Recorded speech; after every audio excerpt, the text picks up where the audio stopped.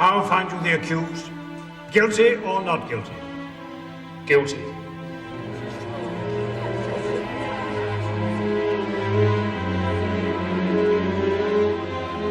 Esther Sorrel, you have been found guilty of a most heinous, most unnatural crime. I therefore sentence you to be taken to His Majesty's prison and thence to a place of execution, there to be hanged by the neck till you be dead.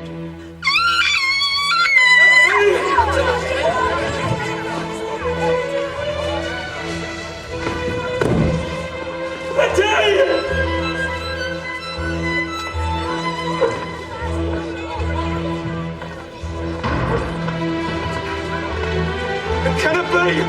I'll never believe it!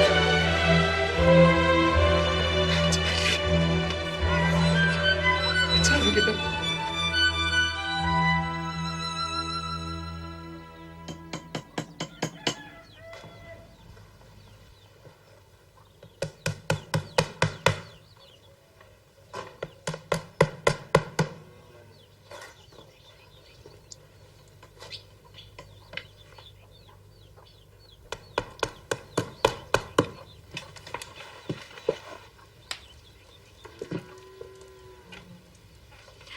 The frame's just grand, I know. Now read what it says in the border, will you? And Jacob served 7 years for Rachel, and they seemed to him but a few days for the love he had to her. Oh.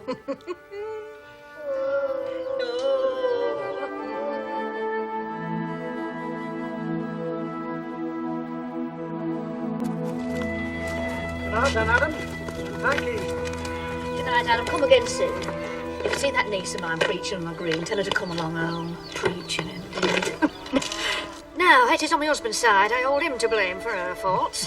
But Dinah, I must claim for my own. Still, folk must put up with their own kin as they put up with their own noses. Good night, Mrs. Poyser. Good night, Mr. Poyser. Good night, Adam. Good night.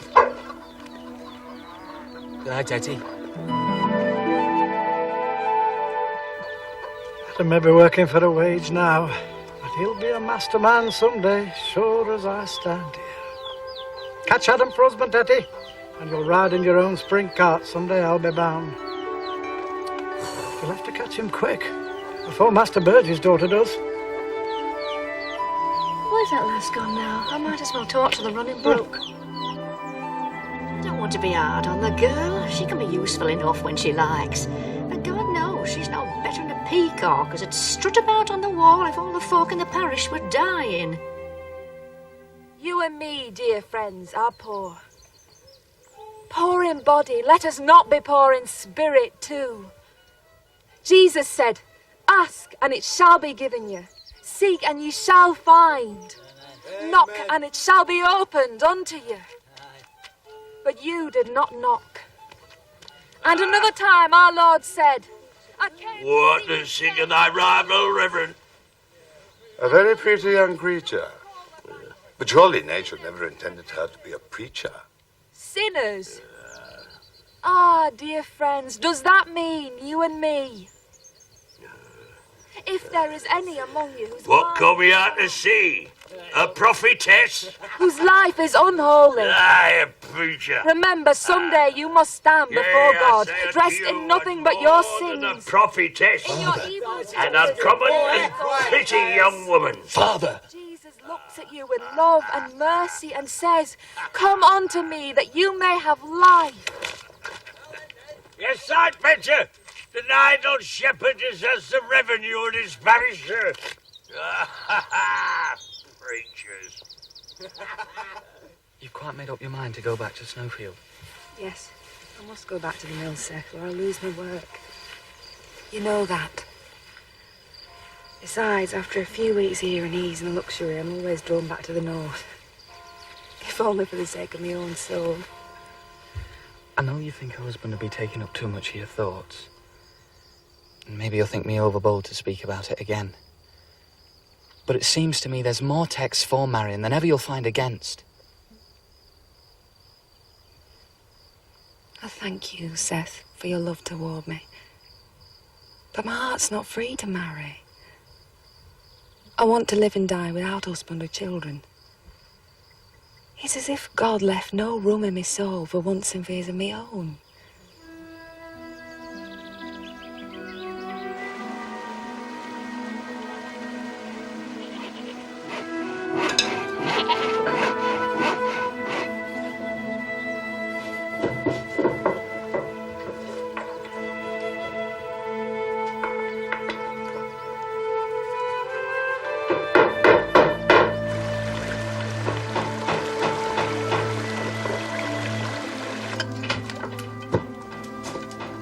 It's never father working so late.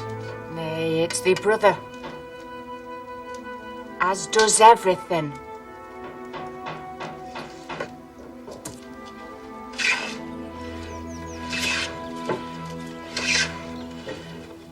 Deal laid back. I'll dine her home after preaching. She's gone back to Snowfield on Sunday. You're wasting your time, dear, I reckon. She's not my idea of a woman. She'd a deal better be stopping with her own kin than going preaching among strangers. There's such a thing as being over-spiritual, especially in a woman. Well, Addy, the kind of love way other folks would have us. May as well try to turn a wagon in a narrow lane. Let me take my turn now. Aye, come and have thee supper, Adam, come. Let be! Throat's too full to swallow supper. Fine chance I've got to making a life for myself with father a millstone round my neck. There's little enough work without father not troubling to get it done on time. Thee't always too hard on thee father, Adam. It's better than being too soft, I reckon. Wasn't thy father taught thee all the trade? And he's never given me a blow, not so much as an ill word. It isn't thy father as holds thee back, Adam. To think, as thee could have Master Burge's daughter and be took partners in the business if he had to set his heart on that bit of a wench. Mother! No more use nor a gillyflower on the wall. Leave me alone, Mother! Take her out, Seth, and let me get on with work. Come on, Mother.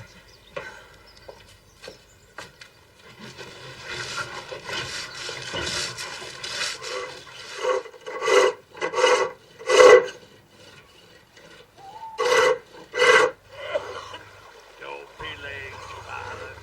Don't do this. Don't do that. Aye.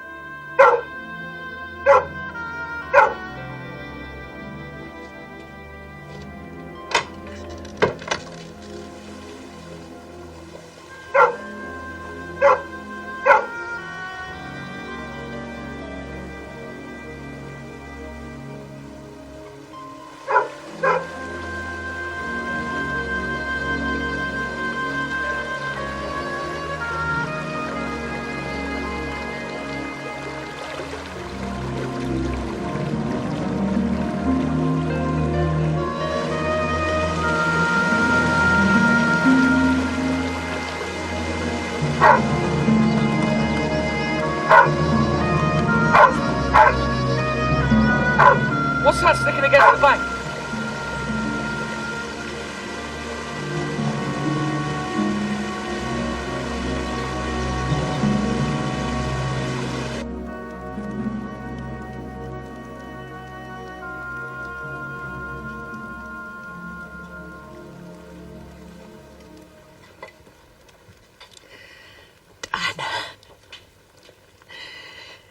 To think he died with me asleep in my bed as if I cared naught about her. And was as we young folks once. Oh, Dad. Oh.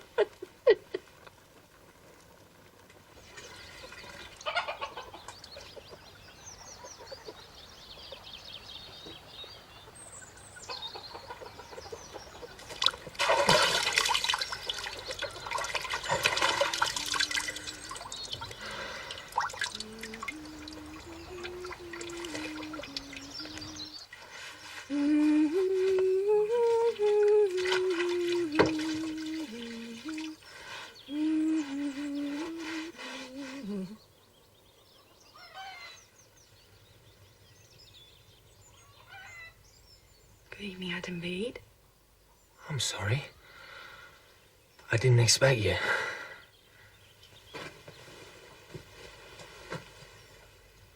I came to be a use to your mother.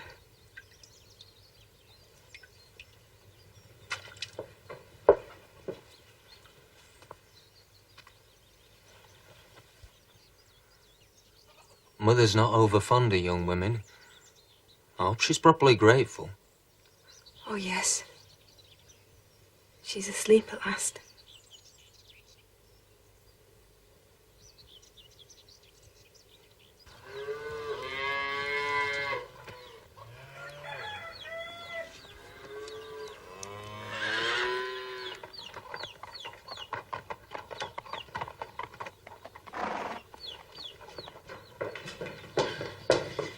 Captain Donnythorne and the rector are coming into the yard.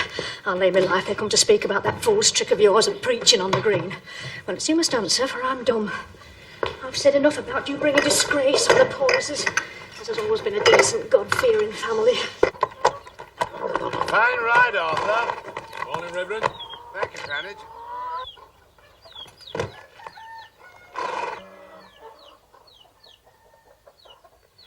To think of a niece of mine being the cause of my husband being turned out his farm. Nay, Aunt Ellen, you're no cause for such fears. I didn't preach without direction. Direction? I know very well what you mean by direction. When you've got a bigger maggot than usual in your head, you call it direction. Then there's no more moving you than the rooted tree. You may say what you like, but I don't believe that's religion. Oh. And how are you this fine day, Mrs. Poyser? Good morning. Our feet are quite dry. We shan't spoil your beautiful floor. Mr. Owen, sir, don't mention it. Will you and the captain please to walk into the parlour? No, indeed, Mrs. Poyser, for I delight in your kitchen. It's the most charming room I know. Oh, sir, you're pleased to say so. And you know, Mrs. Poyser, if I were going to marry and settle, I should be tempted to turn you out and do up this fine old farm and turn farmer myself. Oh, sir, you wouldn't like it at all. As for farming, well, it's like putting money into your pocket with your right hand and fetching it out where you left. Oh, hardly sleeping a wink for thinking as the cheese may swell or the cows may slip their calves. Don't worry, Mrs. Poyser. My grandfather would never consent to part with such good tenants as you. Oh, well, now, sir, if he thinks so highly of Mr. Poyser for tenant, I wish he'd put in a word for him to get us some new gates and roofing for the barn, because my husband's been asking till he's worn out. You, of all people, Mrs. Poyser, should know it would do only more harm than good if I spoke about the gates.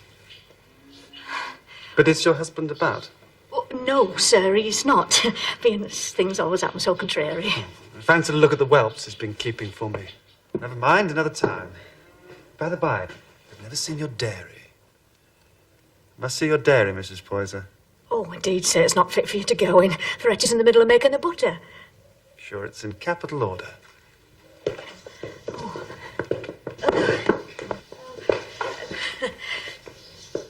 You are, I believe, a visitor in the neighbourhood. Yes, sir. I come every summer to visit me aunt. My home is in Snowfield. Oh, I was there once. A bleak and dreary place, is it not? I seem to remember they were building a cotton mill. I work in it myself. We've built a chapel there, too. And last night you preached on Hayslop Green. I did. Your society sanctions women preaching? It don't forbid them, sir. When they've a clear call. The Shorthorns was bought in an experiment, sir. And the sooner we get rid of them, the better. For there's that little yellow cow as doesn't give half the milk, but have twice as much butter from her. And then what cream the Shorthorns give, I declare, Totty, it's the half of it. But where is Totty? I want to see her. Oh, where's the little one, Etty? She went into the brewhouse to Nancy, I think. Oh.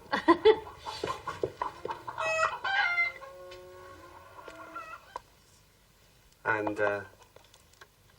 do you take the butter to market when you've made it? Oh, no, sir. Not when it's so heavy. Alec takes it on horseback. But you go out to walk sometimes on these pleasant evenings, don't you? Why don't you have a walk in the Chase? Oh, it's so green and pleasant. I hardly ever see you anywhere except at home or at church. Oh, my aunt doesn't like me to go walking. Only when I'm going somewhere. Yeah, yes, don't you sometimes go to see the housekeeper? I think I saw you there once. It's Mrs. Pomfret, the lady's maid, as I go to see. She's teaching me tent stitch and lace mending. I'm going to tea with her tomorrow afternoon. Tomorrow? And will you stay long? Not later than 7, sir. I must be on B8. And here she is. Here's Toby! Oh, and how's she got a pocket on today, I wonder? It got nothing in it. No? What a pity. Well, I think I've got something in mind. Yes. I declare I've got 5 little round things. And hear what a pretty noise they make in Totty's pink pocket. Come to me, my pet, my Dylan. No, thank the captain, Totty. For shame, you're spoilt awful.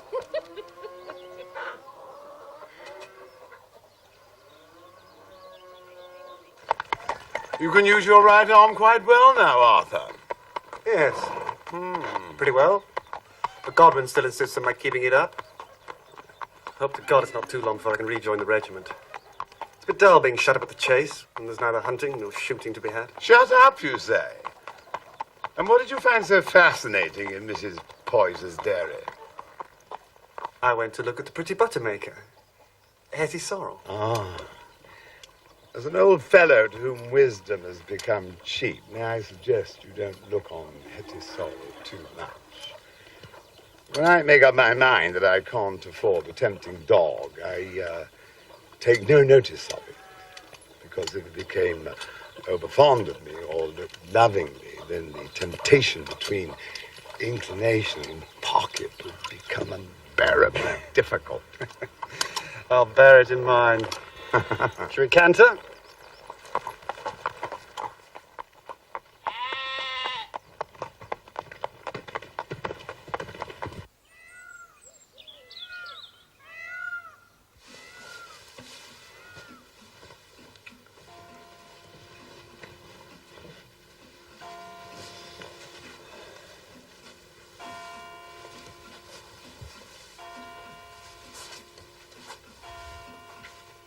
Changed my mind.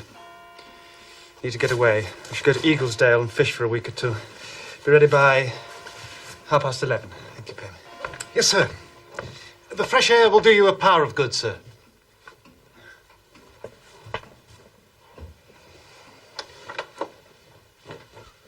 Come to think of it, damned awkward fishing with one arm. Should have to make do here. Riding coat. Yes, sir.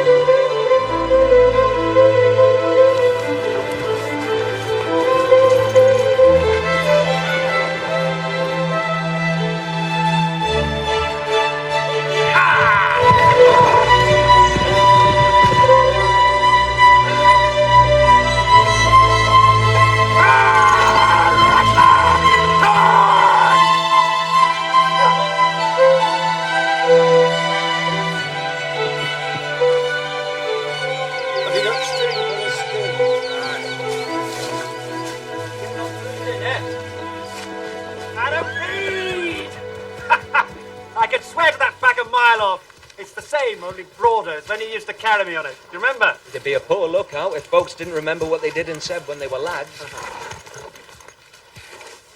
Sorry to hear about your father, Adam. Father was nothing much more than a burden to me, sir. Seth and me'll hope to build up a decent business now. Well, you've certainly had your share of troubles. Not much chance to be light-hearted, like other fellas. Perhaps it's made a better man of you. I mean to say, I don't imagine you'd have much difficulty mastering a wish once you'd made up your mind it was wrong to indulge it, would you? No. My fault lies t'other way. When I've set my mind on something, even if it's only to myself, it's hard for me to go back. Rattler's in a bit of a lather. Yes. I've been putting him through his paces. To be frank, Rattler and I are bored to death with nothing to do. Oh, that's contrary, sir. But whether some have nothing, others have too much. Oh, sir. This is where I must bid you goodbye. Goodbye, Adam. Bye, sir.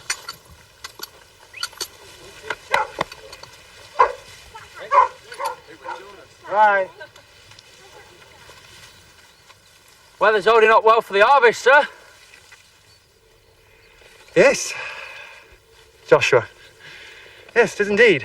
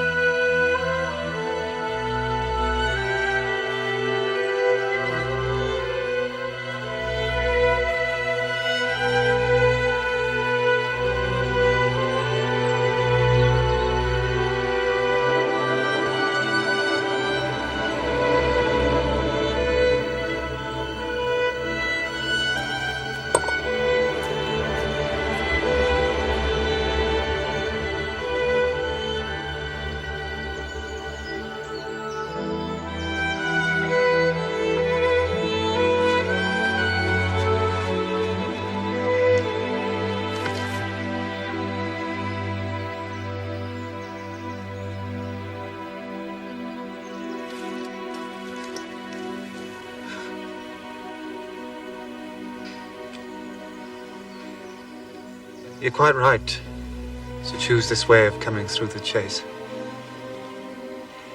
It's so much prettier, but shorter than coming by either of the lodges. Yes, sir. Aren't you afraid to come so lonely a road in the evening? Oh, it's never too late, sir. The aunt would be angry if I didn't get home before 8. Then I mustn't keep you, or else I should have liked to have shown you the hermitage. Did you ever see it? No, sir. This is the walk where we turn up to it. But we mustn't go now. I'll show it to you some other time, if you'd like to see it. Oh, yes, please, sir. But perhaps there's someone else who comes to meet you on your walks. No, sir. What, no suitors, Etty? Pretty girl like you? There's no one I like, sir. Not even Craig? Gardner, does he not sometimes see you home? I'm sure he doesn't. I'm sure he never did. I wouldn't let him. I don't like him. I didn't mean to upset you, Etty. I wouldn't upset you for the world. Come look at me. Else I'll think you won't forgive me.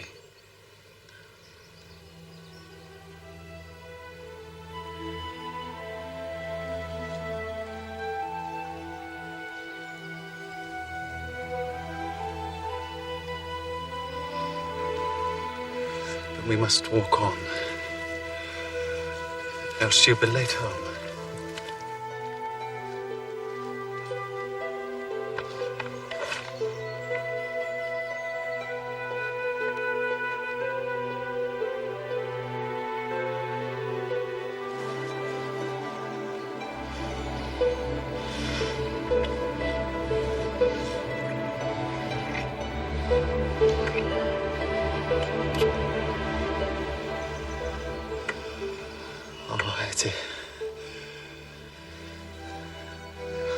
mustn't meet again like this.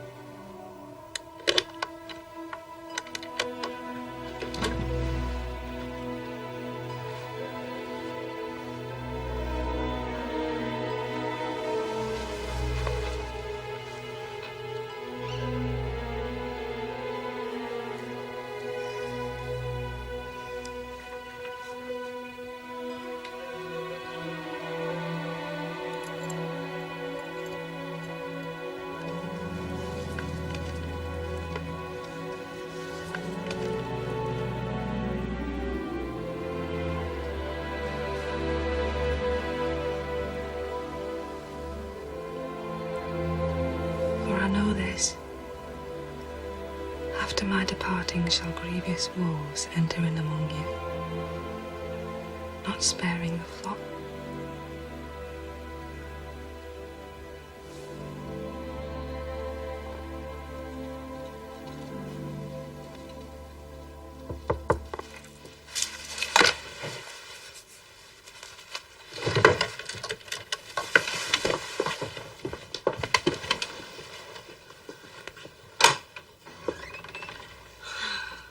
I knew you weren't asleep because I heard you moving round.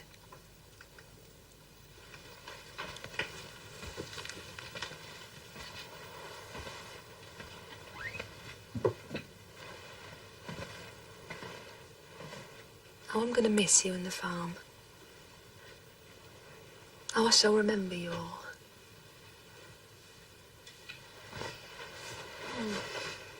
You mustn't mind Aunt Ellen, Etty. She only gets cross with you because she cares for you. Does she? I was only a few minutes late. I wanted to say before I go, if ever you need a friend, Etty, if ever you're in trouble, remember me. Why should you think as I'll be in trouble? Because there's none of us can get through this life without some sort of trouble. And there's some folks as is fair weather friends. But I want you to know I won't fail you on the evil day. Oh, don't talk to me like that, Dinah. I've never done anything to you. Why can't you let me be?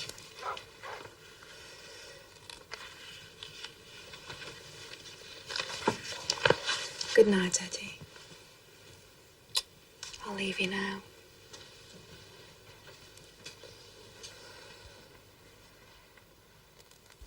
But I'll never forget what I said this night.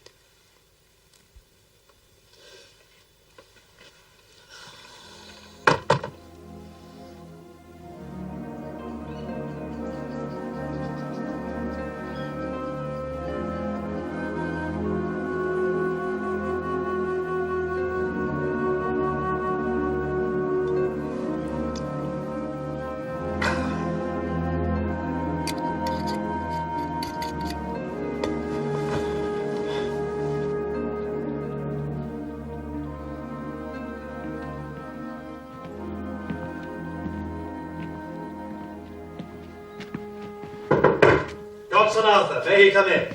My dear boy, of course, come in. Well, this is quite like the old days. It must be years since we had breakfast together. Did you see Carstairs? I did. Good, sit down. I've been out riding over the estate. Nothing I look forward to more than setting improvements on foot. The place has been shamefully neglected.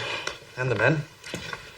I want to know every labourer by name and see them touch their hats to me with a friendly look. Well said, very well said, thank you. But you know, you must be quite clear in your choice of your bent, whether it be popularity or usefulness. Otherwise, you may happen to lose both. Sure, I agree. Besides, I couldn't live in a place where I wasn't respected and liked. You know, my mother and I often have a little discussion about you, Arthur. She says I will not waste a single prophecy on my favorite godson until I see the woman he falls in love with. You see, she is of the opinion that your lady love will rule you as the moon rules the tides. But I don't agree with her. I don't think you are of that watery nature. So you be careful you don't disgrace my judgment. But surely it's not an argument against a man's general strength of character that he should be mastered by love. A good constitution doesn't insure one against smallpox. There is a difference between love and the smallpox. Detect the disease as early as possible. Try a change of air and you've every chance of escape. Yes, but where love is concerned, never mind our good resolutions, we're ruled by impulse. I don't think a man should be blamed so much if he's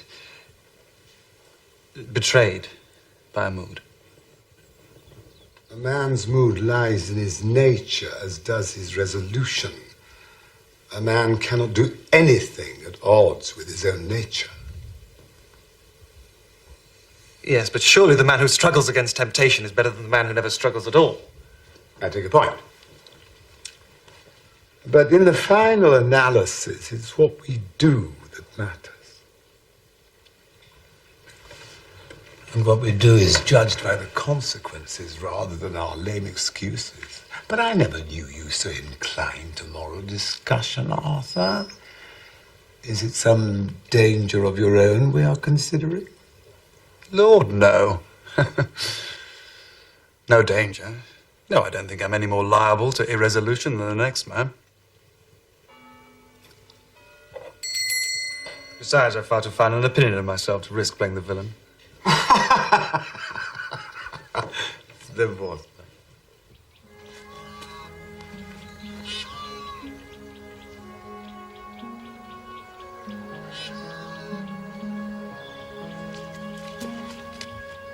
Come on, man, come on. Is it yes or is it no? I've made you a splendid offer and the cat's got your tongue. The answer's aye, sir. Make no mistake, and thank you kindly. Don't thank me. Thank Arthur. He wore me down against my better judgment. I wanted an older man to take stewardship of the woods. Still, he tells me you're a good chap. So I trust the day will come, and I'll thank you. I want the job well done. You'll owe me no favors, I show you.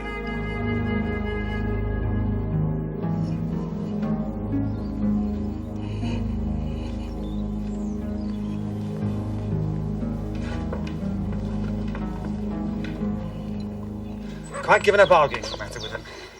The fact that I suggest a thing is usually reason enough for the old devil to reject it. And yesterday, he called me in and said he changed his mind.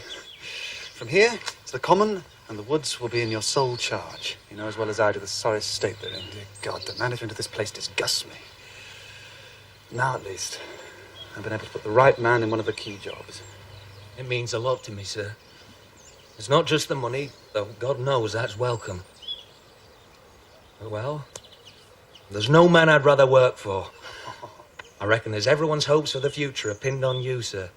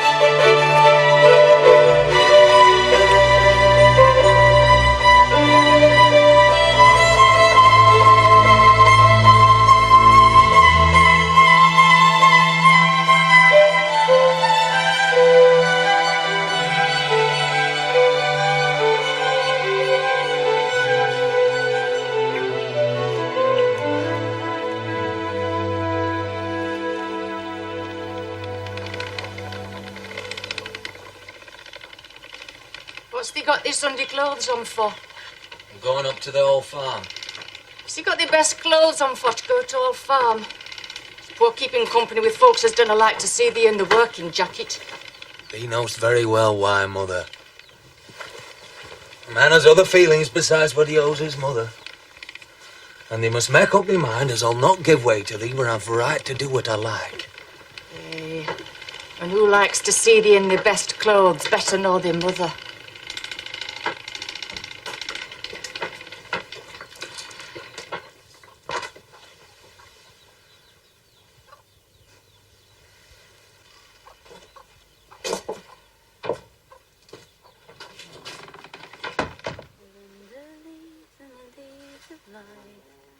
I met with virgins 7, and one of them was Mary Miles, our Lord's best mother.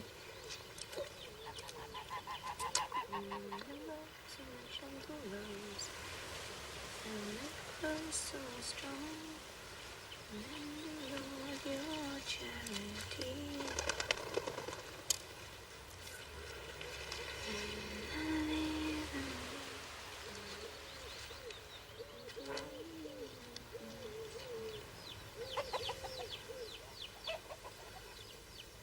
Your aunt's asking for you, Etty. There's not many more to get.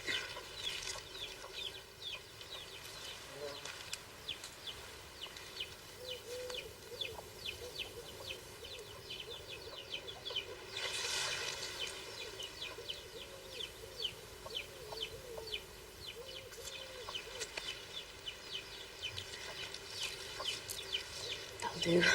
Aunt wants me to leave some on.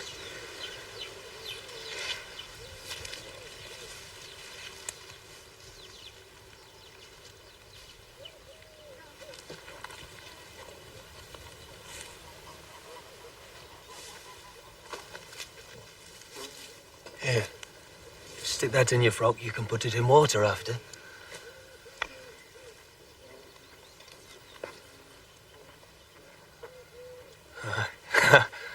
That's like the ladies in the pictures at the chase. They've mostly got flowers or feathers in their hair. But somehow, I don't like to see 'em. What can a woman have better nor her own hair? Even Dinah Morris looks nice, for all she wears such a plain cap and gown. Seems to me as a woman's face doesn't want flowers. It's almost like a flower itself. I'm sure yours is.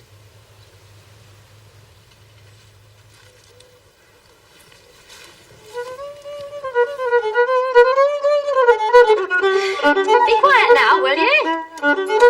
Alex, shopping noise.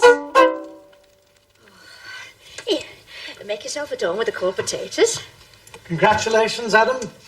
No man could be happier than me to see thee steward of the woods. The captain never did a fairer thing in his life. I speak for us all when I say we look forward to the day when he's our landlord. Aye, and good riddance to the old squire, whose name's known better than brimstone in everyone's nose. True enough, the old squire's got none but the devil to his friend. But I've known the captain since he was a little un, and I've never known anything on him but was good and honourable. He'll make no man's bread bitter if he can help it. Adam, will you take some vinegar with your lettuce? Ah, you're in the right not to. Spoils the flavour of the chine, to my thinking. It's a poor eating when the flavour of the meat lies in the cruet. There's folk as make bad butter and trusted the salt too high, dear.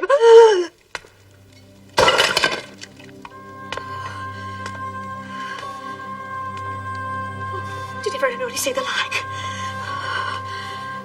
Oh, the joke's bewitched. Hetty, are you mad? Whatever you're doing, coming down like a ghost.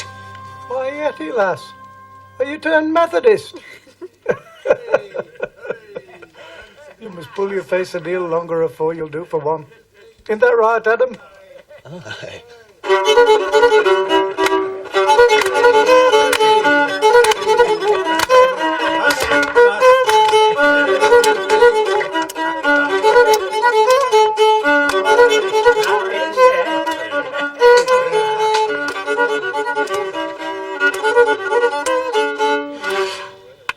goes to a poor dead mother, God rest her soul. He looks as scared as scared. Little signifies how I looked. Looks will mend no jugs, I reckon. How come you to put them things on, eh?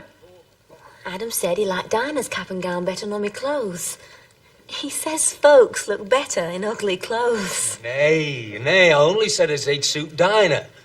But if I said you looked pretty in 'em, I said nothing but what was true. Now, don't you get too comfortable there, Etty.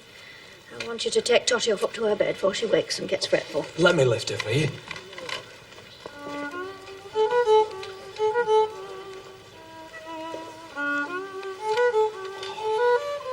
Children are so heavy when they're asleep.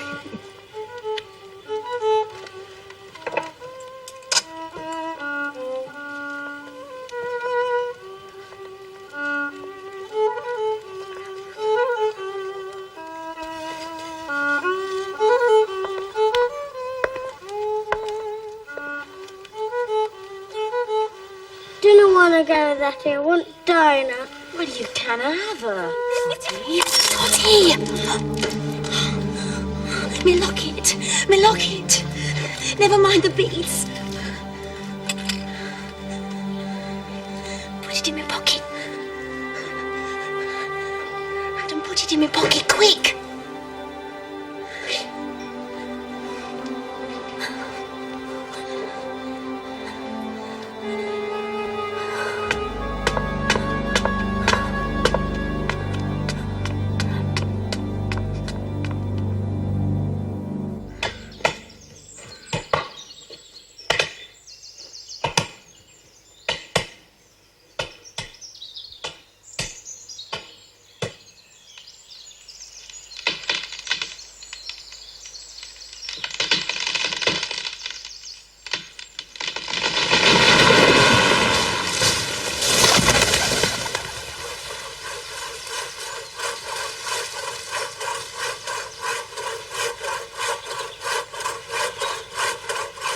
Evening, sir. Good night, Will.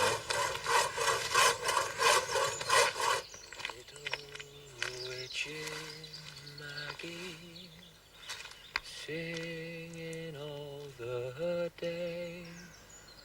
Oh, how I love her, none can tell.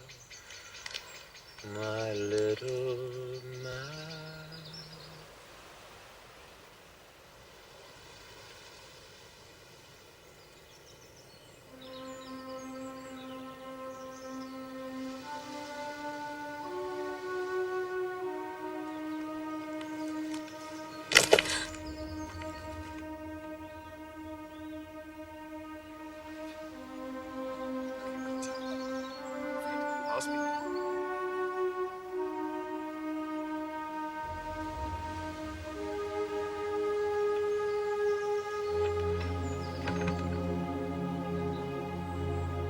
Adam! You're taking a look at the beaches, have you? Fine old trees, aren't they? I overtook pretty Hetty Sorrel just now. Sure not to come home this way so late. So I took care of her to the gate and asked for a kiss for my pains. Well, good night, Adam. I'll see you to say goodbye in the morning. Stop a minute, sir. I've got a word to say to you. What do you mean? I mean, sir, that you don't deceive me. This isn't the first time you've met Hetty Sorrel here. This isn't the first time you've kissed her. Well, sir, what then? You know as well as I do what it leads to. When a gentleman like you kisses a young woman like Hetty. You take it too seriously. It's only flirtation, and every girl likes to be flirted with. Besides, as you know, I shall be going away tomorrow, so I shan't be making any more mistakes of that kind. Let's say goodnight. Talk no more of it. No, by God. I'll not so easily forget as you've robbed me of my happiness. Your happiness? I don't understand. The only amends you can make me now is to fight. What are you talking about? Hetty. Well, go away, Adam. I don't want to fight you. Oh, you don't want to fight me. You think I'm a common man as you can injure without answering for it. Go away, tell you. Or we'll both repent it. No, I swear I won't go without fighting. You want provoking, do you? Then I say you're not the upright gentleman we all took you for. You're a coward and a scoundrel. I despise you.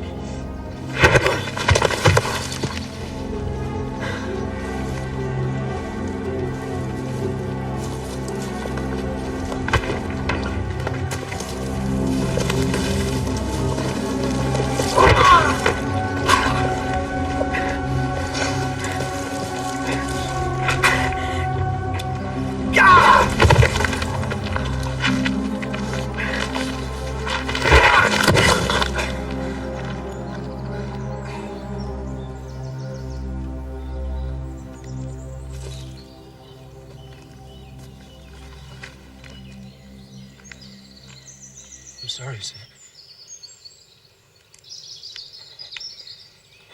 Sir? Sir?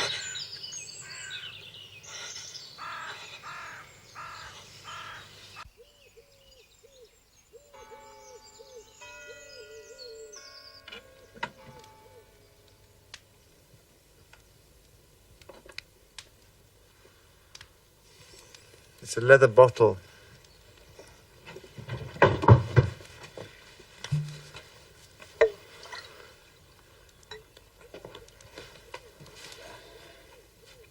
Do you feel any hurt, sir? No hurt. Rather done up. You thought you'd done for me, didn't you? My temper got the better of me, and perhaps I judged you too harsh. You no grounds to know you were doing me an injury. God knows it's all the joy I could have now to think the best of you. Well, let's say no more about our anger, Adam, eh? Well, we're none the worse friends, I hope, for having fought. Come, shake hands. I can't shake hands till it's clear what we mean by it. And I've been clear enough already. You're taking a little flirtation far too seriously. This isn't a trifle to me, sir. Whatever it may be to you. But if it's true what you say, if there's been nothing more than a few kisses, well then, I'll believe your word. For I'm loath to think you'd speak false. And you'd be wronging Hetty more than me to think it. You can't suspect me without insulting her. Nay, sir. Things done lie level between Hetty and you. She's all but a child. As any man of conscience ought to feel bound to take care on. Whatever you may think, I know you've put false notions in her head and expensive presents in her hand. Would you leave me alone? Good God, Adam, I feel it enough without you worrying me. Well, then I ask you to undeceive her before you go away. You want to be gone forever. You mustn't leave her behind with some notion in her head that you love her. No more now. I'll see you tomorrow. Write to her. Tell her the truth. Take the blame yourself. I can do what I think necessary without making promises to you. I shall take whatever measures I think proper. Well, that's not good enough. I must know what ground I'm treading on. I must be safe as you put an end to what ought never to have started. I can't stand any more of this. Either tell me outright as she can never be me wife. Now tell me you've been lying. Or else promise me what I've said.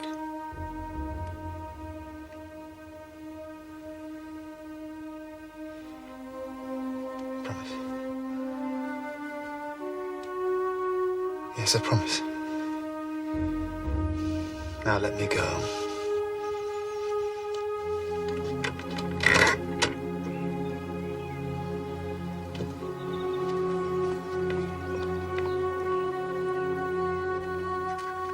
My dearest Hetty, I spoke truly when I said I loved you, and I shall never forget our love.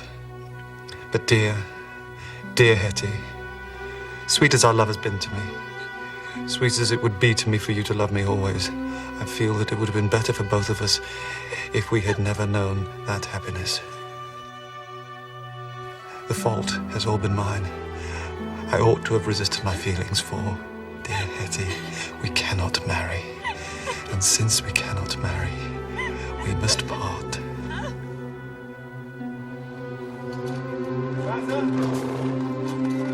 I am miserable while I say this, but nothing else can be. We must try not to feel like lovers anymore. We must try to think of one another as little as we can. Forgive me, and try to forget everything about me, except that I shall be, so long as I live, your affectionate friend, Arthur Donnithorne.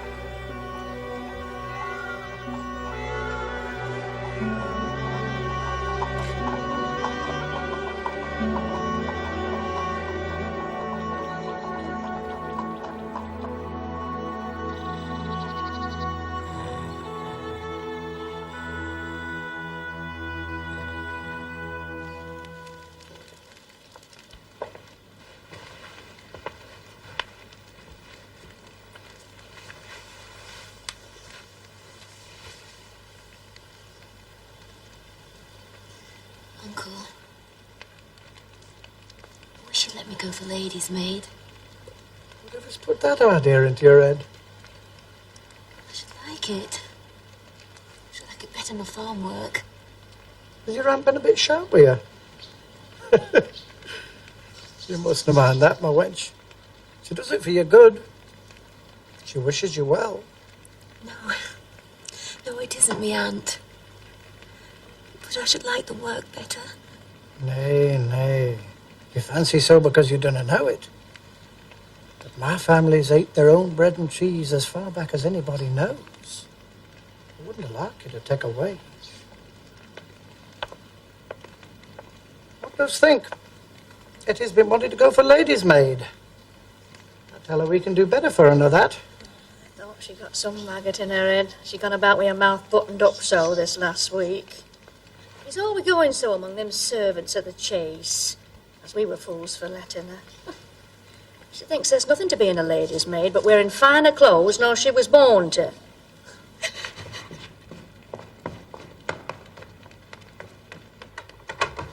Can I make it out if she should want to go? Thought she got a mind to Adam Bede. Thought, yes, what anybody else had thought had got their right and upwards. There's no knowing what Eddie's got a liking to. Things take no more hold of her than if she was a dried pea. And here's me having linen spun, all the while thinking it'll make sheeting, tableclothing for her when she's married. Fool that I am for thinking out about her, whose heart's as cold as a pebble.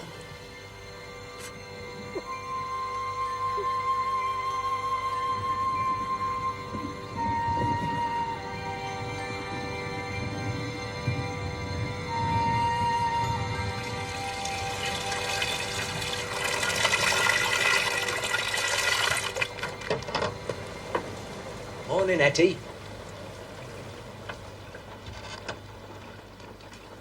I brought you some dock leaves. You won't have to go out in cold to fetch them now.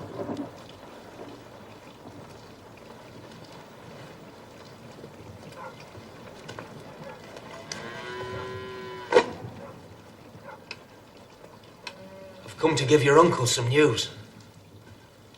Oh? Mr. Burge has offered to put money into my business so as he shares the profits. And I've said yes. It means I can really make something of it now. Mr. Burge just wants you to marry his daughter. Well, that's you all set up then, Adam Bede. Business and wife, too. True enough. I could afford to marry now. I can make a wife comfortable at last. But you know, Etty, Mr. Burge has took me partner, son-in-law or no son-in-law. And I shall never want to be married if you won't have me. Oh. Oh, Etty, don't turn away. You know I love thee more than my life. Say you'll be me wife, Etty. Say you let me love you and take care on you.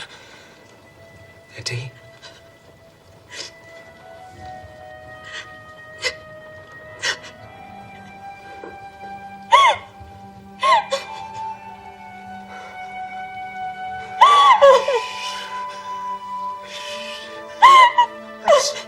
That's settled then. We'll be married in March.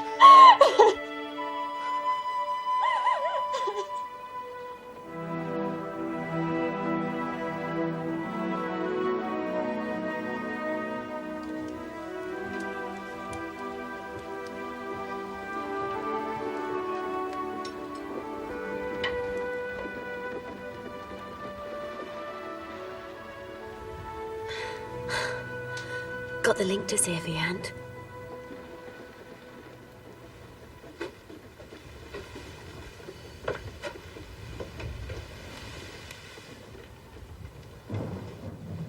How are you? Will you be coming downstairs tomorrow, do you think? That I will. Or I shall go bad from not being used. You've been overdoing it downstairs alone all these months. Showing Adam what a good housekeeper he'll have. Nay, Aunt. But as soon as I can be spared, I'd like to go to Snowfield. I wish Dinah had come for my wedding. Then after she'd be a comfort to you when I'm gone, if we can persuade her to stop. What do you say, Aunt? I say the sooner you're set off, the better. Oh, you could do with your rest. It'd make a nice change. It'd bring your wedding all the sooner. Oh, thank you, Aunt. I'll not be gone more than 10 days. Was you all bundled up like a bolster for, lass? I'm cold. So you are.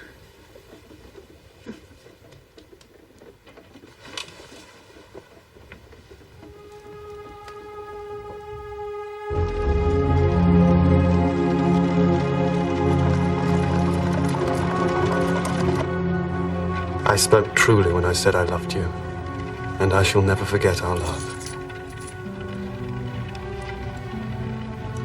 Do not write unless there is something I can really do for you. I may be reached at the King's Barracks, Windsor.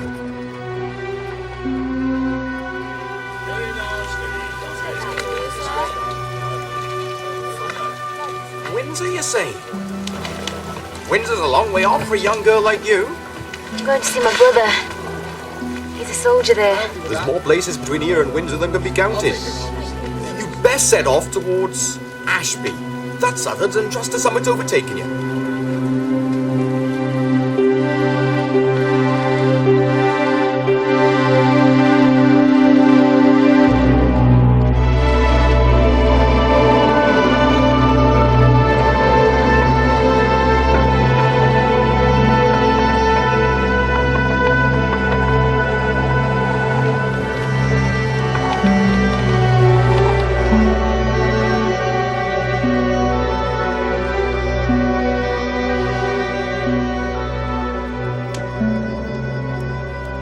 You've come a long way, young lady. That I have. Miles and miles. I never travelled more than 20 miles, let alone so far as Windsor before. But I'm better now, thank you kindly.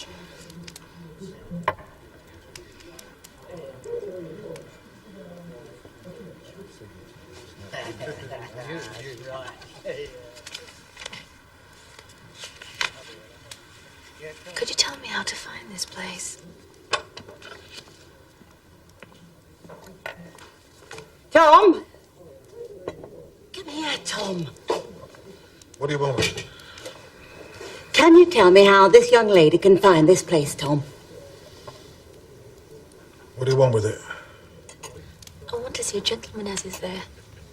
What gentleman is it you want? Captain Donnythorne? Captain Donnythorne? In the militia, was he? Tall young fellow with fair hair. Had a servant by the name of Pym. Yes. Yes, you know him. Where is he? A fine sight of miles away from here. The militia's gone to Ireland. Been gone this month or more.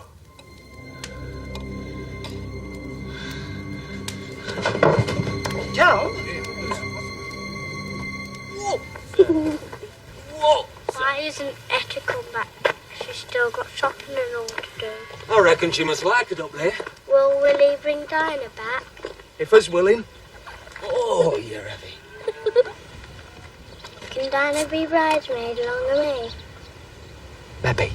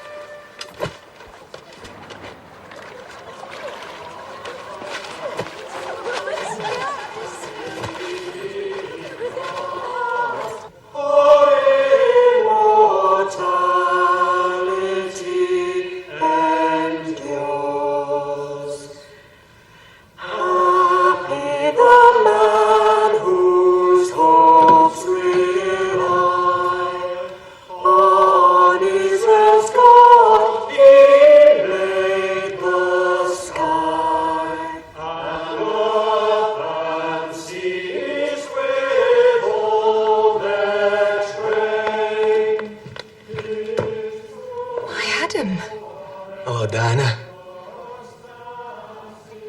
It's a bit of cold day to come so far. Distance and cold don't mean much to a man on such an errand as mine. Though it's a grim old country. You must seem like an angel in the desert to folk up here. I must go back inside. Why? I want to keep you. I only came up to chapel because I wasn't sure of your house. Did you bring a message from your aunt? Oh, your mother's not ill. Nay. I came to fetch Etty back. Etty? Aye. You too, if you're willing, Dinah. Etty's not here. But she came to see you Friday was a fortnight. She came to fetch you to our wedding.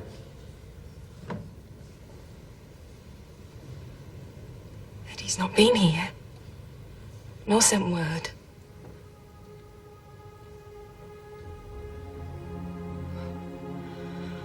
Lord have mercy. How can I stop? I must find her.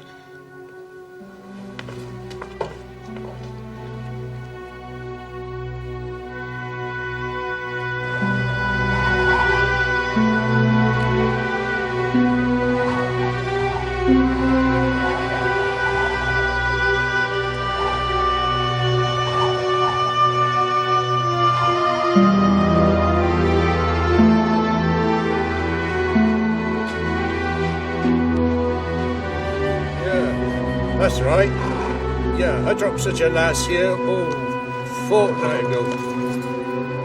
Matey for Ashby, she was. Mind, I lost sight of her directly I got down. But I'm not likely to forget such a pretty lass as that.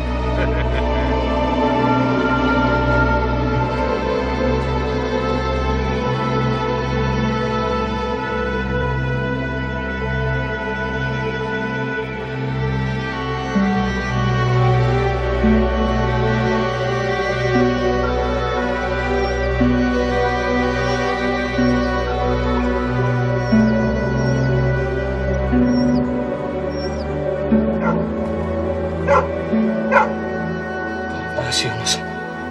What is it? They've been gone so long, we were worried. What is it? Is it death? Is she dead? No. But she's gone. She's never been there. Eddie never got to Snowfield, and I cannot find where she's gone. Hast any notion what she's done it for? She cannot love me.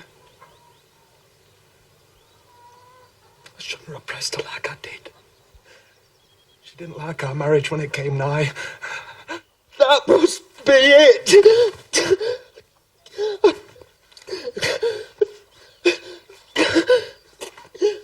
I cannot find where she's gone, Seth.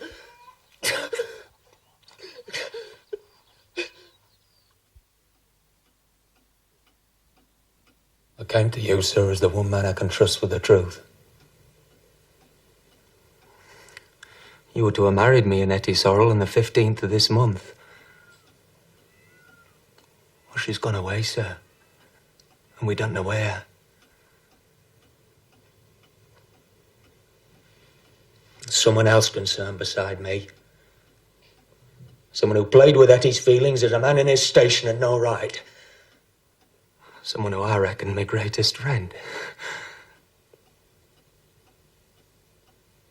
And now, I don't want to blame her. It must be that he sent for her to join him. That's where she must be, and I'm going to find her. No, stay! Adam. My dear friend, I fear an even heavier blow is about to fall on you. I have news of Hetty here. She has not gone to him. Arthur is on his way home from Ireland. I wrote to him 10 days ago when I knew his grandfather was dying.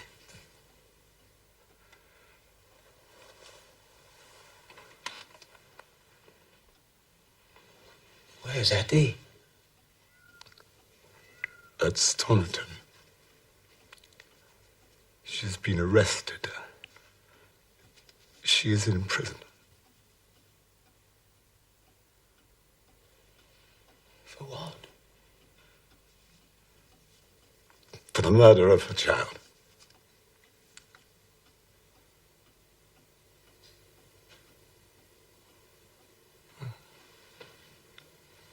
Can it be?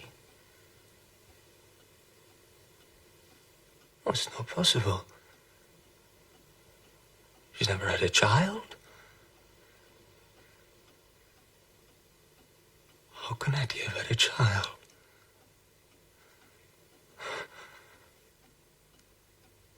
Who says so? I have a letter here from the magistrate asking me to go and identify her.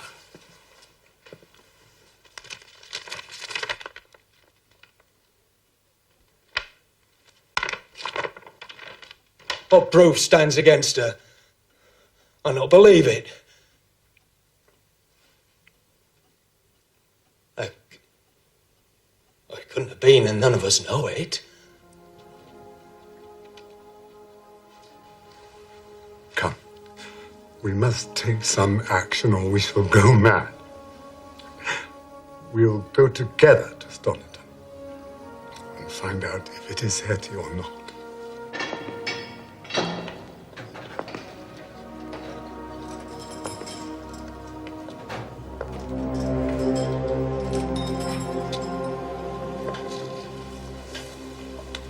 Hetty, my dear.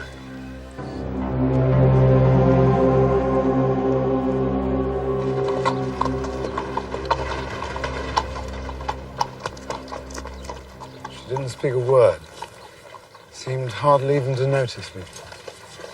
And when the chaplain asked her if she'd like to see some of her family, she said, "Tell them not to come near me. I don't want to speak to any of them." How stands the proof against her, sir? The doctor's evidence weighs heavily. And I fear there can be no doubt that Hetty did give birth to a child recently, but like the silly creature she is, she denies it. Oh, God. Oh, it's too hard to lay upon me. I thought she'd love me and was good. But she's never as guilty as they say, sir. You don't think she is, do you? She can't have murdered her own child. She can't. We may never know. She denies everything. But if the evidence speaks too strongly against her, we can hope for a pardon. Her innocence and other circumstances will plead for her. Someone else should be in the dock instead of Etty. I don't care what she's done. It was him brought her to it. There's folk time for things not half so hateful. And I never so much as kissed her. It does no good. Adam, it does no good. I know. I know.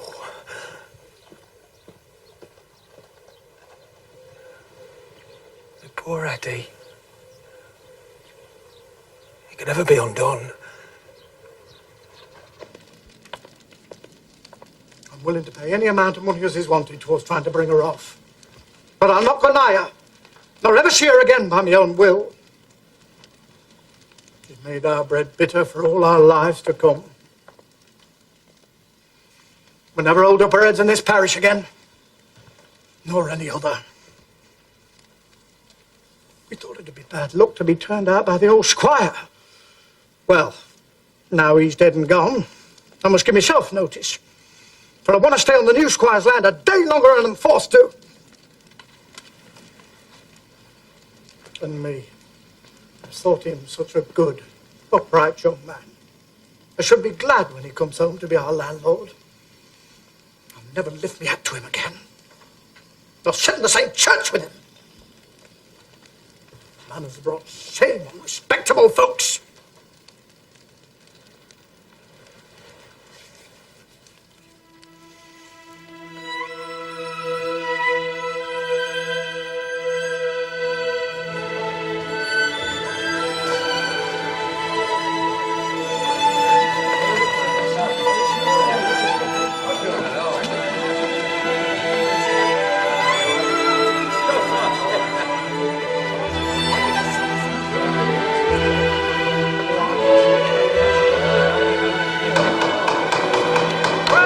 Silence in the court!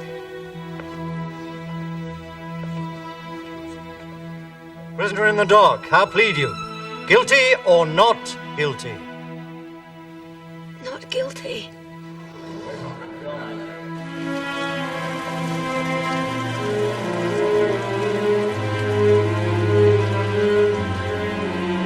Not guilty. My name is Sarah Stone. I'm a widow and keep a small shop in Church Lane. The prisoner at the bar is the same young woman who came and asked for a lodging at my house on Saturday evening, the 27th of February. When I said I didn't take in lodgers, the prisoner began to cry. She said she was too tired to go anywhere else. She only wanted a bed for one night. Her prettiness and her condition, and something respectable about her clothes and looks, made me as I couldn't find it in my heart to send her away. Then in the night, a baby was born, sooner than the young woman expected. I didn't call for a doctor, for there seemed no need. I took a deal of trouble for both the child and the mother, and couldn't help taking to the little thing, being anxious about it. But I wasn't quite easy what I should do. So, towards evening the next day, I made up my mind to go and speak to our minister about it. Now, when I got back, the candle was still burning, just as I'd left it, but the prisoner and the baby were both gone. Oh, I was dreadful frightened. Yeah, and angry with her for going. But I did give information on her. I didn't like to set the constable after her, for she'd a right to go from if she liked. Can you identify these clothes as those in which you yourself dressed the child? Oh, yes. Yes, these are the clothes. I made them myself and kept them by me since my last child was born.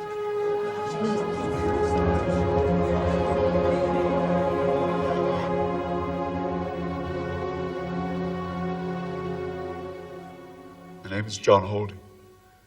I'm a labourer. I live at Tedzolt, 5 mile out Stoniton. It was a week last Monday. I was heading towards Hetton Copse, and about a quarter of a mile from the coppice, I saw the prisoner sitting under a haystack by the road.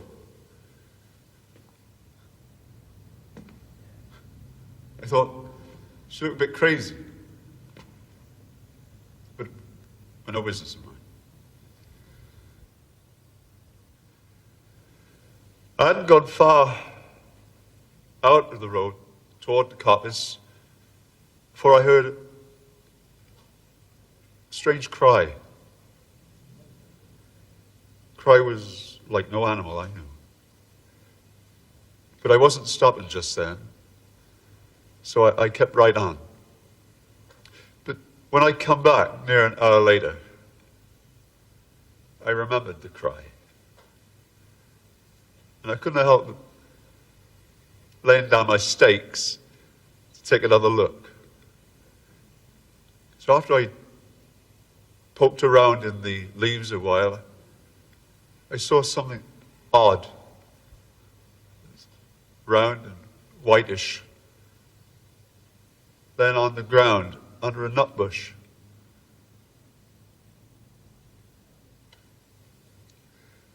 So I stooped to pick it up. I saw it was a baby's hand.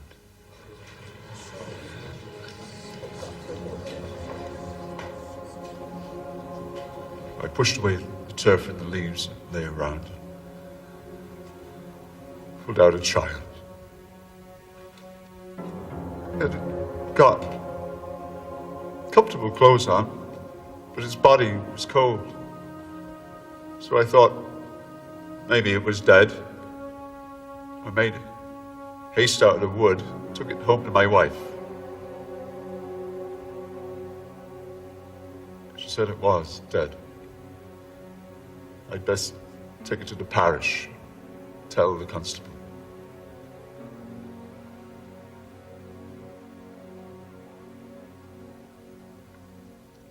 The next morning, the constable asked me to take him to the spot.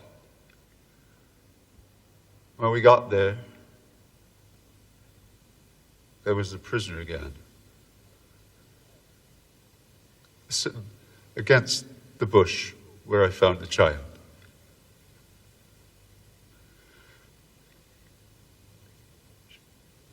She's got a big piece of bread in her lap. And when she saw us, she cried out something cruel.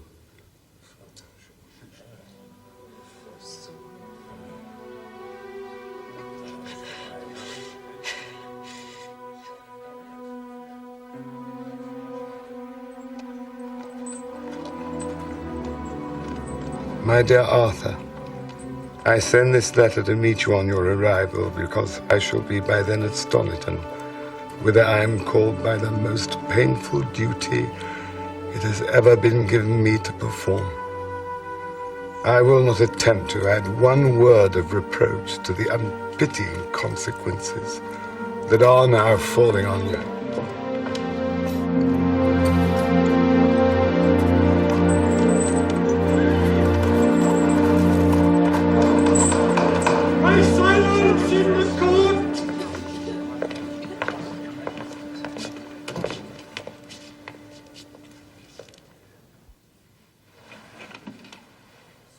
How find you the accused? Guilty or not guilty? Guilty.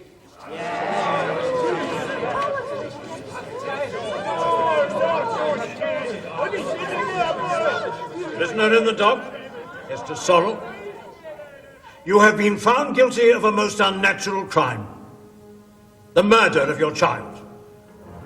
And although testimony has been given of your previously unblemished character and the virtuous nature of your upbringing, no satisfactory plea for mercy has been put forward. I therefore sentence you to be taken hence to His Majesty's prison and thence to a place of execution, there to be hanged by the neck till you be dead.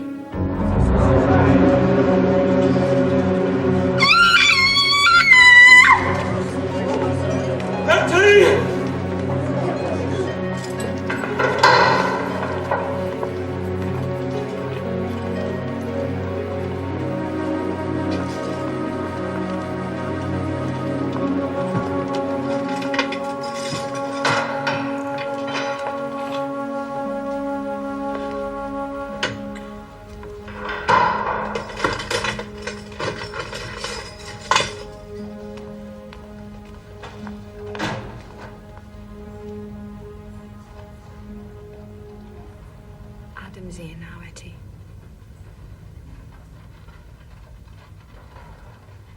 You said you wanted to see him.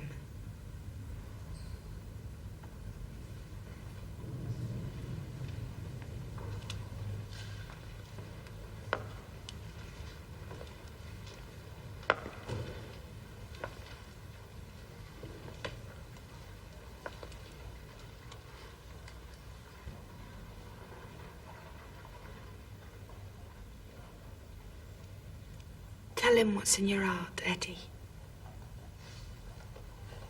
I will tell, for I cannot hide it anymore.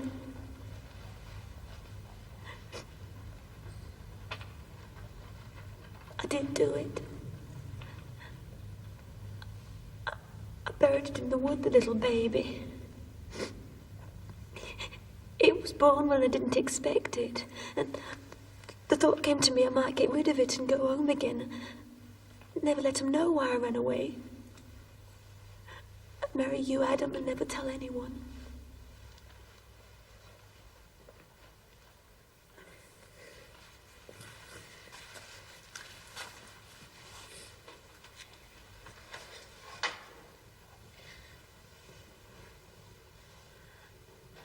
When the woman left me alone, I went out into the dark with the baby under my cloak. I walked on and on, and it got lighter, for there came the moon. Oh, it frightened me when it first looked at me out of the clouds. I'd never looked so before. But I went into the wood, and I saw a hole under a tree. Like a little grave it was. And the thought came to me, I'd lay the baby there and cover it up. And I'd done it in a minute. Only I did cry so. I don't know how I felt about the baby. I seemed to hate it. It was like a heavy weight hanging around my neck. It's crying right through me. I couldn't bear to look at his little face and hands, and I couldn't have covered it all up. Not quite. You see, I thought as maybe somebody'd come and take care of it, and then it wouldn't have died. I made haste out of the wood. Only I could hear it crying at every step, and no matter how far I walked, I could still hear it. I went back because of the crying. I'd left off thinking about going home, and it got out of my mind. I saw nothing but that place in the wood where I'd buried the baby. I think I shall always see it. I met nobody. It was very early, and I got into the wood again easy, for I knew the place, and I could hear it crying at every step. It must still be alive, I thought. I don't know if I was sorry or glad. I don't know what I felt till I saw he were gone. I was struck like a stone with fear. My heart went like stone. I couldn't have wished nor tried for anything. It seemed like as if I should stay there forever. But then they came and took me away.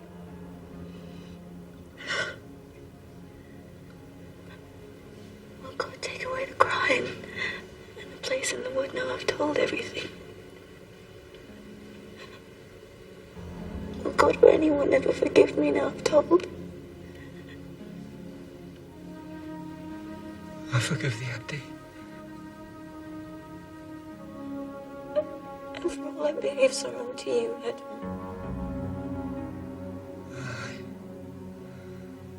I forgave thee long ago.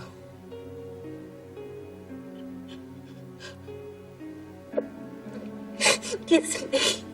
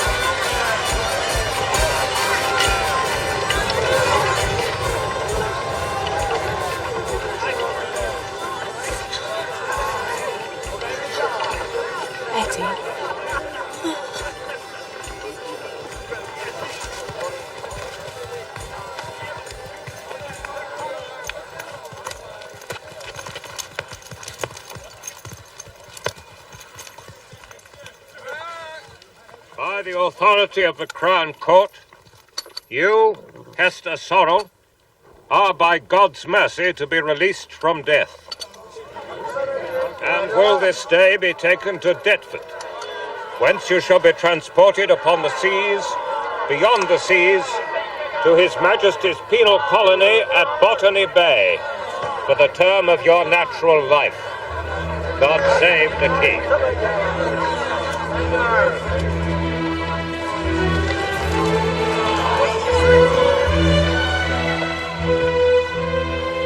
I still don't understand what's to be done with me. You're to be taken to Australia, Eddie.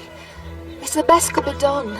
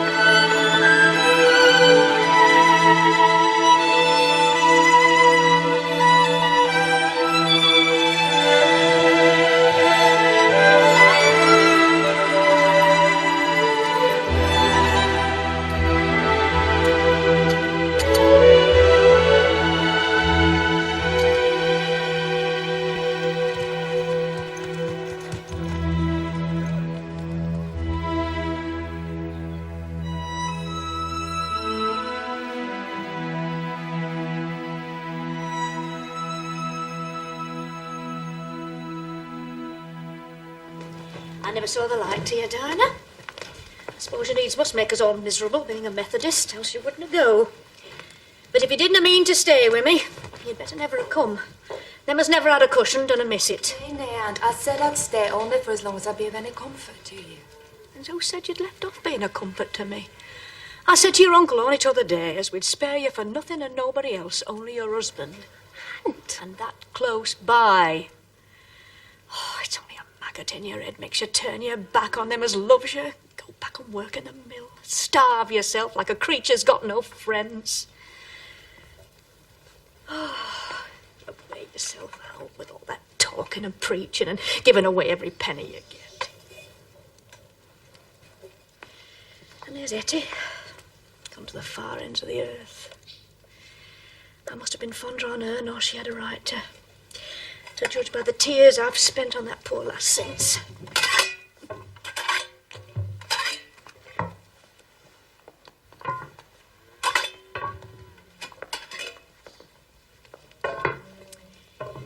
So you're off then, are you?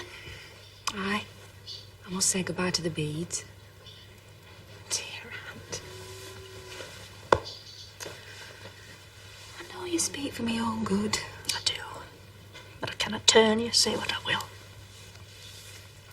Once you've a notion in your head, I'd as well pelt a bag of feathers as talk to you.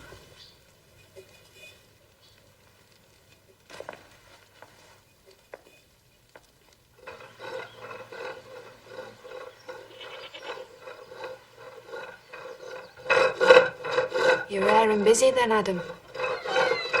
Aye. Business goes well enough. Mother often complains I look at nothing nor think of nothing but me figuring in my work. It's true. I've no other picture of the future than hard work. Then from very early days, I always saw good carpentry was God's will. I mean to say, it's that part of God's will as concerns me. It's my father taught me all my trade. I often think of him, working here where he used to work. I was always too harsh on Father, I reckon. It's in my nature.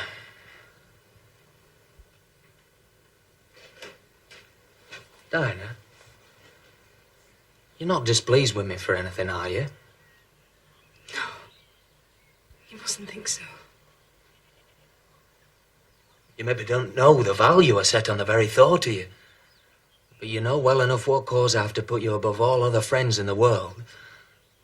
And you know, I do mind parting with you. But if you think well to go, I've no right to hinder thee. I'm afraid if I stayed on here, I'd forget everything but my own happiness. But if your happiness lies here, Dinah, why will you not stay? Because all the peace and joy I've ever had has come from having no life of my own. No wants. No desires of my own. I know. I know. You're never easy unless you're helping others. No one who knows and loves you would ask you to go against your own conscience, Dinah. Don't mind me. I'm called to go back. Yet the flesh is weak.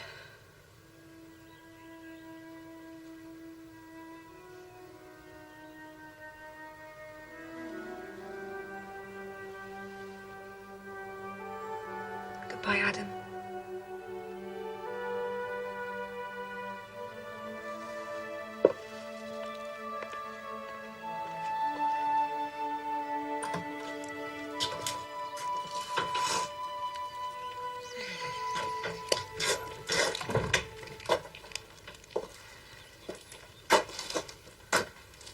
They mun make up their mind to do without her, Mother. If it could have been as she'd have married Seth, it'd have been a great blessing to us. But it's no good crying over what can never be. Dinah's no for marrying. Very like. Very like she's no for marrying when them as she'd be willing to marry when I ask her. I shouldn't have married your father if he'd never asked me. And she's as fond of thee as ever I was of Thias. Mother, they're talking wild. What's been said to put such ideas in the head? It's no matter what put it in me head's none so empty as summat can't get in. And only men have to wait till folks say things afore they find them out. It's thee as needs ideas put in the head, lad.